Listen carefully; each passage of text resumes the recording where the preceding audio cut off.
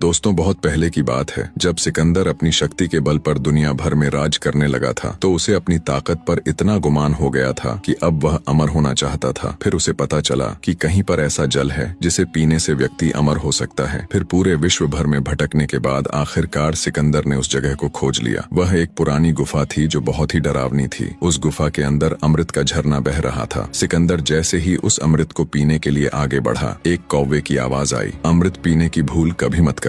सिकंदर ने कौवे की तरफ देखा। वह बहुत ही कमजोर था। सिकंदर ने कौवे से कहा कि तू कौन होता है मुझे रोकने वाला? मैंने पूरी दुनिया को जीता है। तब कौवा अपनी आंखों से आंसू टपकाते हुए बोला कि मैं भी अमृत की तलाश में इस गुफा में आया था और मैंने जल्दबाजी में अमृत पी भी लिया, इसलिए मैं कभी नहीं मर सकता। लेकिन अब मैं मरना चाहता हूँ क्योंकि इस धरती पर जीवन सुख तब तक ही है जब तक मौत नहीं आ जाती, पर अब मैं कुछ नहीं कर सकता। कौवे की ये बात सुनकर सिकंदर देर तक सोचता रहा और फिर बिना अमृत पिए वहाँ से लौट गया, क्योंकि सिकंदर भी अब समझ चुका था कि जीवन का आनंद उस समय तक ही रहता है जब तक हम उस आनंद को भोगने की स्थिति में होते हैं। दोस्तों, इस दुनिया में हर चीज का एक अस्तित्व है। अगर दिन है तो रात निश्चित है, अगर धूप है तो छांव निश्चित है, अगर अच्छाई है तो बुराई निश्चित है, अगर भगवान है तो शैतान निश्चित है। ठीक वैसे ही अगर जीवन है तो मृत्यु निश्चित है। अगर बात से सहमत है तो कमेंट में यस जरूर लिखें।